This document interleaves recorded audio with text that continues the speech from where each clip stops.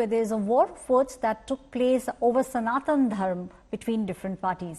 It is the BJP that is up in arms after Chief Minister of the state, Stalin, inaugurated the Global Lord Murugan Conference. The two-day event is dedicated to celebrating and exploring the cultural and the spiritual significance with regards to Lord Murugan. During the inauguration ceremony, it was the Chief Minister who emphasized Tamil must be prioritized in rituals and also asserted that there must be non-discrimination and equality amongst people within the sanctum sanctorum of the temples across the country. It is Bharatiya Janata Party that called the event just vote bank politics, hitting out at Stalin Jr. BJP leader Tamil Sai said, and I quote, "Those who are against Sanatan Dharma are now embracing spirituality. All this is being done only for politics."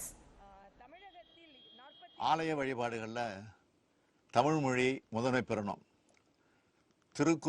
திருக்கோயில் கருவறைக்குள் மனிதருக்கிடையே பாகுபாடு காட்டாத சமத்துவம் நிலவணும்.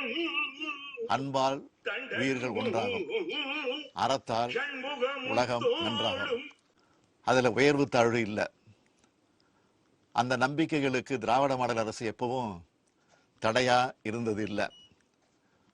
அது மட்டுமல்ல, அனைவரது நம்பிக்கைக்கும் நன்மை செய்து தரக்கூடிய அரசாகவும் செயல்பட்டு வருது.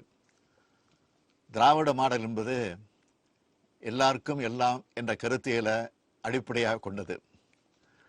அனைத்து துறை வளர்ச்சி, அனைத்து சமூக வளர்ச்சி, அனைத்து மாவட்ட வளர்ச்சி என்று விளக்கிட்டு வரோம். ஆனா அப்பொழுது இதே முருகனை மிக கீழ்த்தரமாக ஒருவர் பேசினார். அப்ப நடவடிக்கை எடுக்கல.